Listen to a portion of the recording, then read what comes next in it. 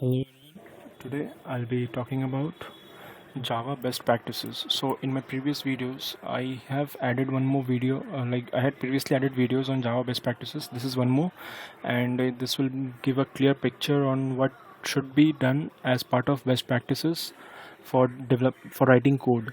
So I'll go through each like I have couple of point few I have a few points to make, and I'll give with the explanation and other references. So I'll walk you through each points with proper explanation. So let's start. So the first point says write clean code that is easy to understand and maintain rather than showing off technical skills.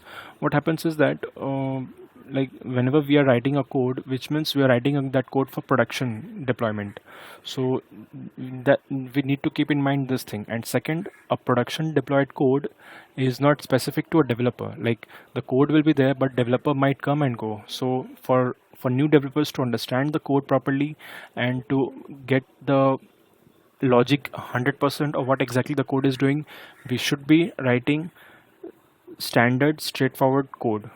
I'll give an example. See here, we have a code which says a equals to a plus b minus brackets b equals to a. So what does this is doing? By looking at the code, we are not able to find it out. Hopefully, I'm not able to find it out that this is what this is doing. So I'll be rather copying the code, searching in the net about it, or asking the AI tools to find the logic for this, or find the exact name for this logic. But if I look into this code, here it says int temp equals to a, sorry, int temp equals to a, and so a's value is assigned to temp, then b's value is assigned to a, and then temp's value is assigned to b. So this is simple swapping of two variables. But looking at this, we were not able to figure out what exactly this was. So rather than showing off technical skills, write code that is easy to understand. Easy code is easier to debug, maintain, and extend. Simplicity and readability should be prioritized over complexity. Like we do tend to get carried away when we learn new syntax or new approach, but we need to make sure that we shouldn't be making life difficult for the future developers or for ourselves itself. So say for example, today we wrote this code, and if we come back after 1 month or maybe after 6 months, then we'll look into the code and we will be surprised like who is this written by me or someone else. So it will be not a good way to like it will be like uh, extra time and effort will be added to this. If we just avoid that, that will be saved. So we'll move to the second approach. So ensure methods and classes are concise to maintain and focused and comprehensive structure. So like say for example, we have a method which says process order. So process order meaning like we'll have validate order, calculate order, save order. So all that code which is specific to a particular task, that needs to be segregated into a separate function rather than all that added into a single function. So that is not a good practice, because we have to deal with various exceptions and all the log statements, and when we get an error in the code, in the logs, we have to like figure it out exactly what line was that, and it tends to be difficult for production to figure out in production, because we get lots of logs and it might be deployed in various servers as well, so it would be difficult.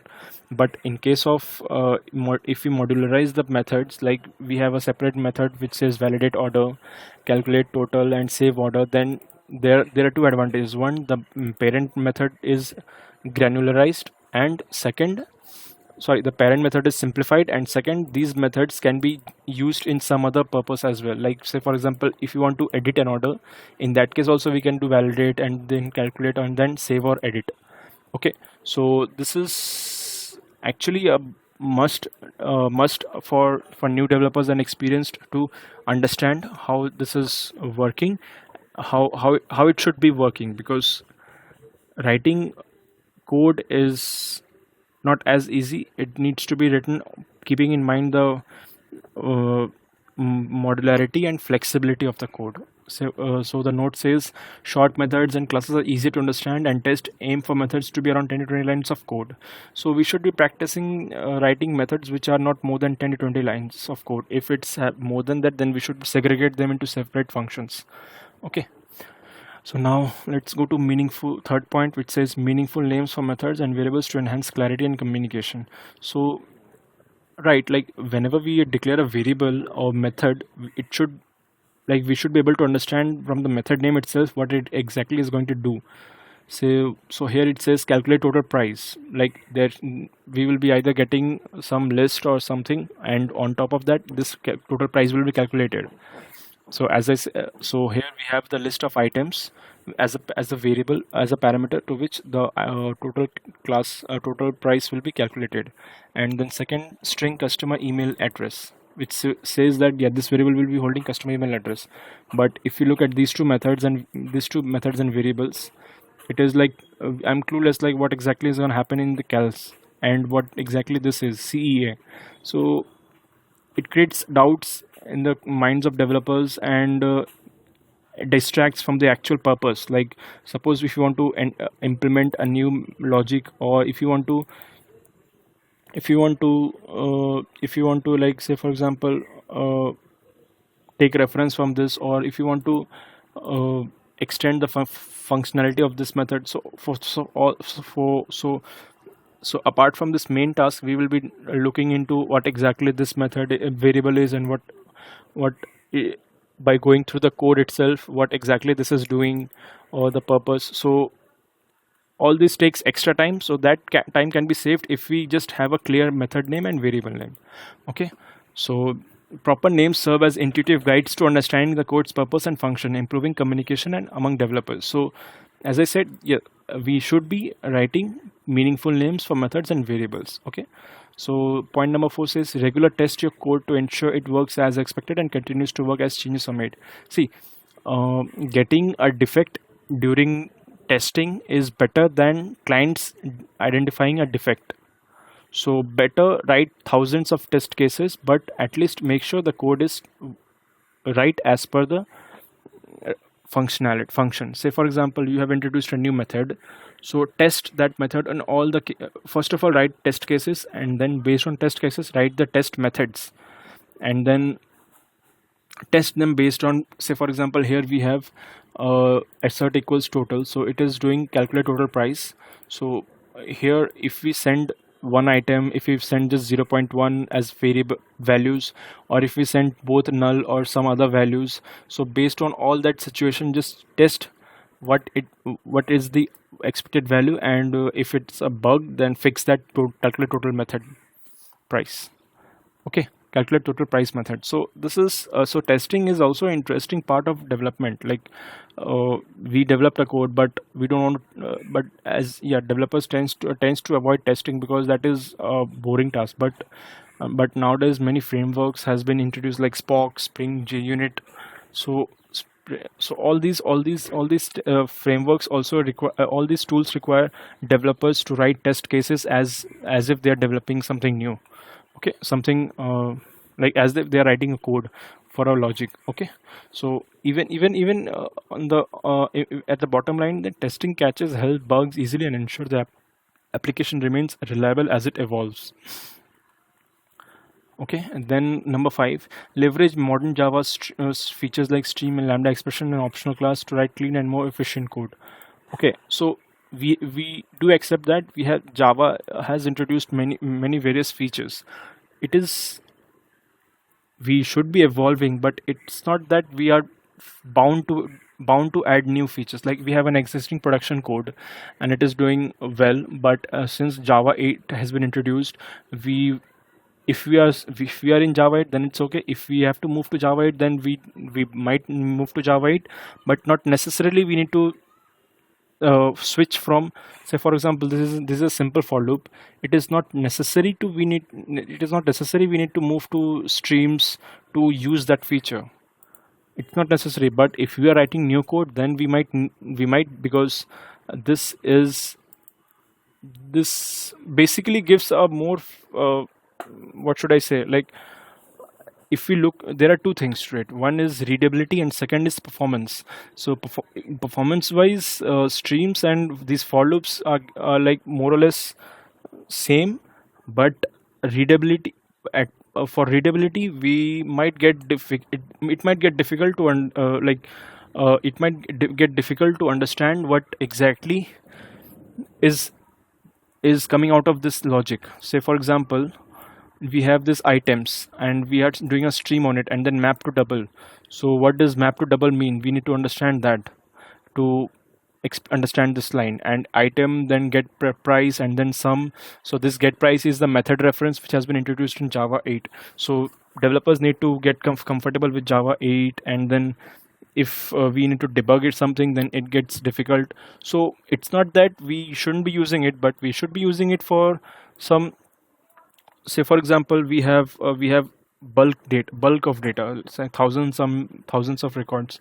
So for that it would be difficult to debug, so we should be using streams, and we shouldn't be using for loop. So streams makes it easier for us for big data set. So for that we should be using streams. So modern features can make the code more concise and expressive, but we should be keeping in mind that it's not necessary to upgrade everything at one point. Everything now, it should be done gradually and smoothly, since code is in production and we shouldn't be breaking that. Then we have implement robust exception handling to make your code more reliable and easy to debug. Well, exception is and has always been an important part in writing best practices and writing good quality code. Like, we should be ordering the exception from child to parent. Say for example, we have this process order, so we can have invalid order exception, and at the end we might just catch exception, the parent class. So we should be looking into all the options before implementing any exception class, and we make sure that in the catch part we are logging it properly and adding to the events or firing the events necessary for that exception to be tracked. Specific exception types and meaningful messages help diagnose issues more efficiently. Yes, in production logs it gets very difficult to understand from where this exception occurred or why exactly the exception occurred. So with proper message and with proper IDs and values in the log message, it makes it easier for us to understand. Then write efficient code by avoiding unnecessary computations and using appropriate data structure. So here we have a logic which says it is appending all the strings from this list to this string.